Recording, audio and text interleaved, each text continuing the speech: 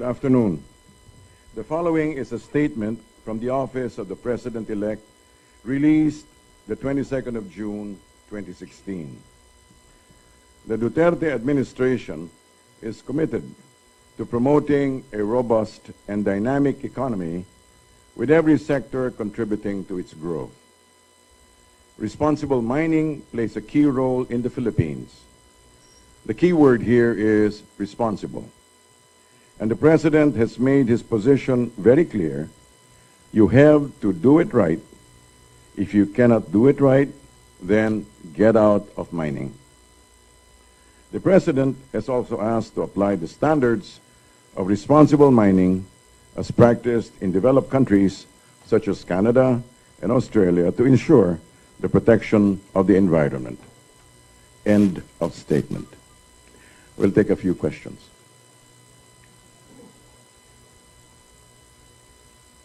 Yes.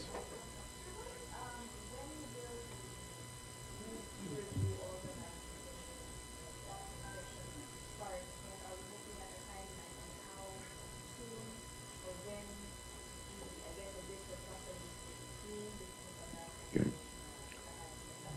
I'm sure almost as soon as possible after the inauguration. With the coming in of Ms. Lopez, it's bound to be reviewed as soon as possible. Yes.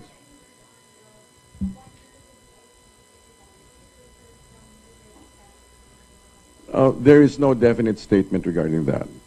There's been no definite statement regarding the appointment of such a person, such a head. Thank you. Anything else?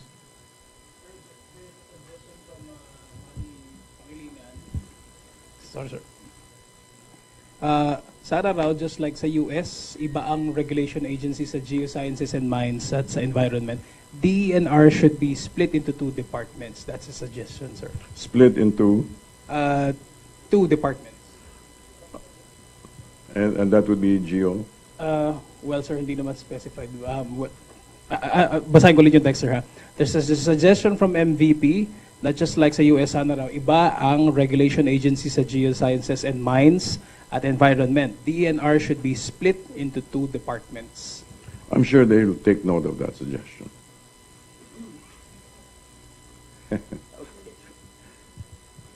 Anything else? Yes. Sir, different matter na po. Different matters, again. CBCP, sir, posted the article, June 21 article, that the poll is saying, or I suppose reiterating, the death penalty is unacceptable, sir. What is the reaction of the incoming government? I don't know if it was in direct reference to the incoming government's position. Is it? I don't think it was. Yung timing, sir. Come again?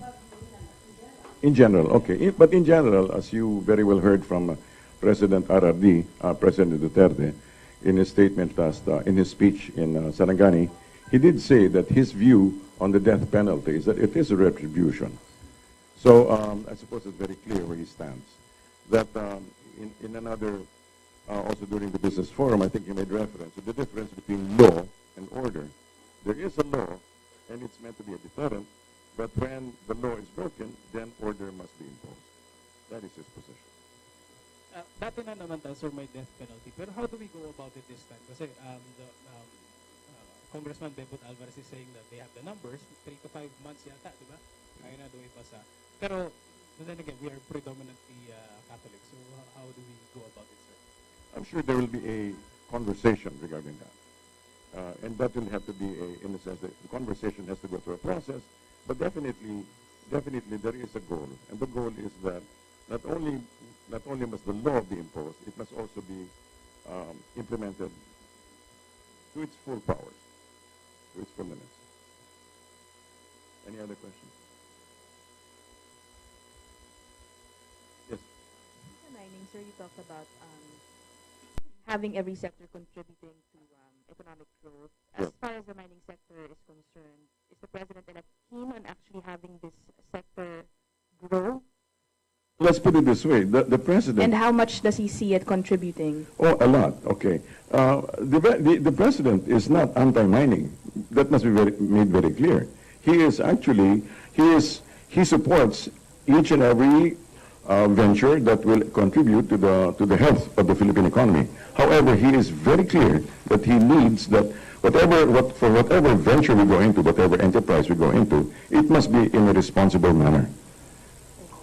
But he is not anti-mining, definitely not.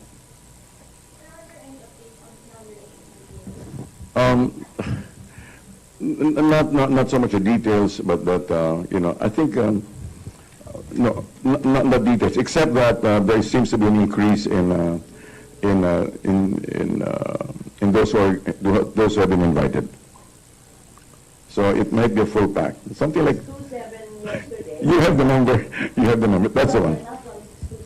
Hanggang doon lang yata. Pero in other words, she was asking for an update, but basically from 500 to about 627. Sir, baka lang maging speculative, pero pang-advance mo na rin. Sige. Sa Manila, sir, there's parang bulong-bulong na apparently we are going to lose yung arbitration sa UN. Okay. Well, bulong-bulong pa lang, sir. Bulong-bulong. The question, sir, I suppose is, in the event na we actually do lose in the arbitration, what will be the next move for the government? Well, una siguro, I just need to refer to that. I think we should avoid bulong-bulong. That's how a country rots, when you listen to all these little things. However, even when it becomes obvious that there really is such an action that has arisen, such a decision has arisen, then I'm sure we will be able to negotiate and from a strong position. We understand that Mr. Duterte seems to have a deep grasp of geopolitics.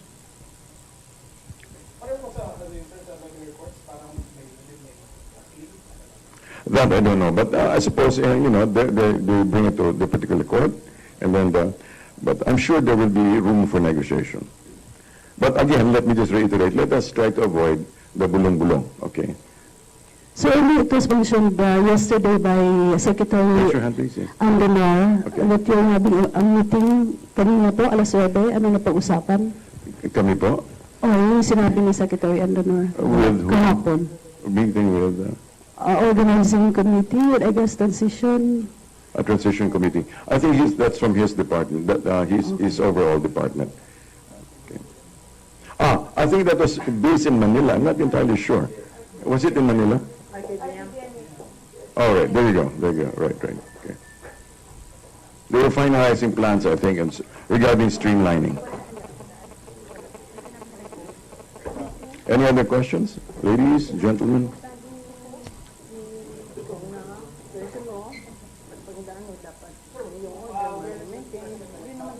Come in.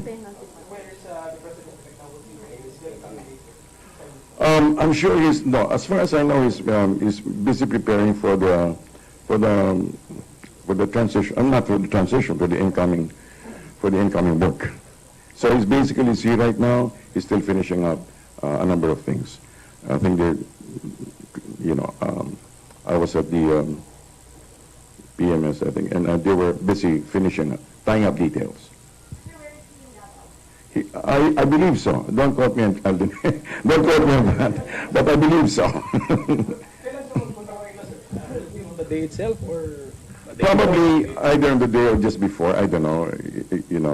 no definite. No definite. Are there any personalities from Davao within the week or the next few days To meet with President-elect Duterte. A number of personalities keep coming in and out, and they usually come undercover. Not undercover, but under the radar. That's what I'm saying. Under the radar. Sir, no cabinet meetings at this week? Not that I know of. Not that it may be. There may be, yes.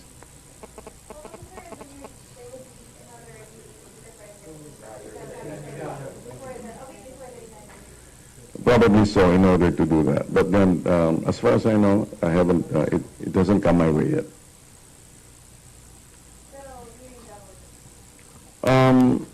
Again, I'm not sure. Probably so, because he may not leave Davao. As far as we know, he'll try to finish up everything here before he finally goes. Because when he does go, as far as I perceive it, it will be for a period of time. Who, him?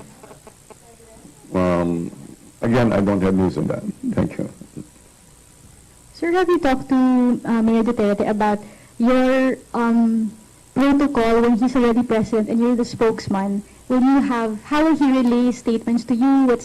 Will there be daily briefings between you and him so that we can get a grasp of his position on issues on a daily basis? Is there any development on that? All right. It's not yet final. It's not yet fully worked out. But in the past, the way the press office worked was that there was a platform, there's the hardware, and then there was the messaging, the communications, where the messages were crafted, and then the presidential spokesperson. And there were somehow three separate units. But now it's being integrated and streamlined, and so that they'll come up with one particular narrative, one particular theme, and not but theme, but so that all the information will be coordinated. So whether I'm there or not, there will be somebody following the president, and then everything will be duly recorded, and then everything will be, the information will be passed on to the office of the OPS for the presidential spokesman. So I may be there, I may not be there, but that's what we're working on with Sec Martin. Come again? The president?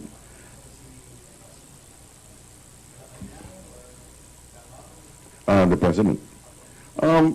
I'm sure it will be, he'll be spending time both there and here, depending on the need. Yes. Have you talked with the legal counsel about the request for emergency powers? Because Congressman Alvarez already said that he is hopeful that emergency power will be given before Christmas. What are the contents of the draft that you are making to We have no information regarding the contents of the draft. Remember, we're still in the transition. Okay, the real work will begin after on July 1 and after. All right, but the intention is there definitely. That there is the intention is there to provide the president-elect emergency powers with regard specifically to the traffic condition in Metro Manila. Sir, within your office, how far are you into organizing the platform that you're talking about so that the communications are more streamlined, as you say? How far are you? Percentage, sir, would be good. Well, basically, it's there. It's there. It's just a question of they just it's just they sort of rearrange the plantilla. They sort of rearrange the plantilla so that it's really more streamlined. As Martin explained it to me, Sec Martin explained it to me, it's more vertical than horizontal. Are we seeing a federalized version of the communications office since, the mayor is a fan of the When you say federalized, Luzon, that is to Visayas, say? Mindanao satellite offices for Malacanang? I'm not exactly sure about what, but I'm sure they have the ear on the ground in Luzon, in the Visayas, and in Mindanao. They have their ear on the ground, to the ground, yes. Sir, have you decided, or you and Sir Martin, have you decided on whether or not President-elect Duterte will have social media accounts, and then you will use this to announce certain things? As you very well know, social media is now part of the whole menu of communication. We have traditional media, radio, press, and everything, and also now social media. And as you very well know now, Facebook Asia has offered to streamline the inauguration live. And so that's going to be part of the menu. It's going to be a menu. Sir, will President-elect Duterte have his own Twitter, like si Obama and the Pope, they have their own Twitter account? I'm not sure. I'm not sure if he will do it himself or he will manage it himself. But if ever it happens, that would be quite interesting, wouldn't it? Yeah, he has RRD Twitter account, but they are as him as a mayor. Will there be a new account or retain the same the account? Hey, if you're going to be president and you're no longer mayor, so you might have a new account, right? Otherwise, you just rename it. The inauguration of Lenny Robredo is in the morning of June 30, so she might have time. Is she having that? In the morning. Yes. As we know, the president-elect is having his at, I think, noontime, around noontime. Is Lenny Robredo invited then? I'm not. I don't know if that's official or anything like that. I'm not entirely sure about. But people talk about it. What What do you mean people talk about it? People like you. She's invited. No, I'm asking you if she's invited or not. That officially, I'm not sure. Yeah, officially, I cannot say so. So as of now, she's out. I don't know if you could say she's out. I mean, you know, out is such a pejorative term. Hindi ba? It seems to give some certain value judgment to it. But you can say for now that she's not among the invited guests. I cannot say that. I cannot say yes. I cannot say no. Yes. Is she not invited? Let's put it this way. I do not have the guest list. Okay.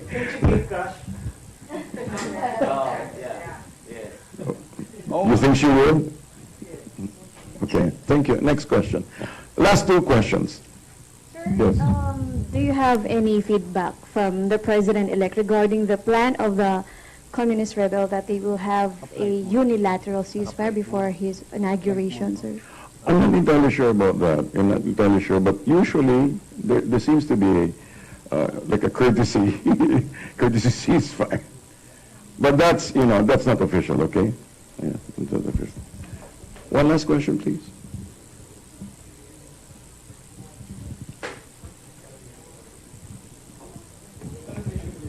Transition. No, that's not tradition. I'm not sure about that, but usually there are ceasefires granted, you know? You know, on special occasions, Yes. Sorry sir, but talagang lost ako doon sa mining, ano. But I just want to say, to ask, Opo.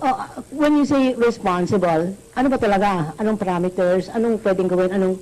Katulad po nito, no, ang binagit yata niya, I think during the business conference, is that, for example, when the miners go to a particular area, syempre, ang daming nadadamage sa mga punong kahoy, for example, then that has to be replanted. That is the responsible way of doing it. But irresponsible mining would just leave it like that, you know? Naiiwan na nawala, naiiwan na. The other one is, of course, when they extract the precious metals, they usually use, what do you call it, toxic chemicals. And usually the toxic chemicals go into the water, and then, for example, the mercury will go down all the way into the water and is eaten by the fish. And then, you know, if you like fish, then you're eating also mercury-laced fish. So that's being very, very irresponsible. So what the president is demanding actually that all those who do that must be very, very careful that they do not leave toxic materials around. Ganun po yung responsible mining. What about open pit mining? Salamat po. What about open pit mining? Hindi ko po alam ang patungkol doon, but basta it must be responsible. It must be responsible. I think Australia exercises open pit mining, right? Okay. But so as far as I'm concerned, if he's saying Australia, follow the Australia model, just as long as it is responsible, responsibly administered. He says, if not, get out. How can I reconcile the idea that President Duterte is for responsible mining and the incoming DNR secretary is an advocate of anti-mining? The fact that she accepted it means that she's willing to adjust her position, I'm sure. Thank you very much. Good afternoon. You've been a great audience. Pati isang unit na lang, nung nangangampanya siya, lagi niyang pinapakita yung picture ng bundok na sinira na raw. Opo. Sa Surigao. Opo. I'm not sure saan po yun. Yung kay Eric Gutierrez. So, is it safe to say na dahil yan na nga sinasabi responsible mining, and time and again, he came out with that picture doon sa campaign sorties niya. So, pwede ko na ba sabihin na sarado na ito? Ang pwede po sabihin, ito yung ginagamit niyang ehemplo ng irresponsible. Hindi ko po sinasabing sarado na. But delikado na masarado because you kept on saying that it was epitome of irresponsible mining. In which case, probably, just as long as it goes through the process. Okay. Lagi po may proseso ito. Remember that the president is a lawyer and he knows the processes. All right. Okay. How many mining companies are we talking about that will be You reviewed? know, I'm not entirely sure about that. There are a number of miners, and they're big, small, and micro. So there are really, if you're talking about mining, you're talking about a lot of people. According to their levels, yes. Again, thank you very much. Last month kasi may sinabi siya about organizing the tunnel workers into a cooperative. Ay, minahang bayan to na concept. Sa tingin niyo, ganun yung gusto niyang anuhin as Antayin na lang po natin yung mga developments as it unfolds. Yes. So yung kay Eric Gutierrez, can he still go shape up? Si Eric Gutierrez is Yung saying, sa illegal po. okay. It all depends, but it has to be reviewed. I'm not saying I'm not making any statements on the Gutierrez account. No? I'm not making any statements regarding that particular matter. But in general, though, how do you put it? The president is fair, and if there is if it can be reviewed and revised, why not? But I'm saying that I'm basing my comment on the history of President Duterte of fairness. So yung mga irresponsible mining, they have to shape up now. Bago pa yung review na yan. Sabi nga niya, you have to do it right.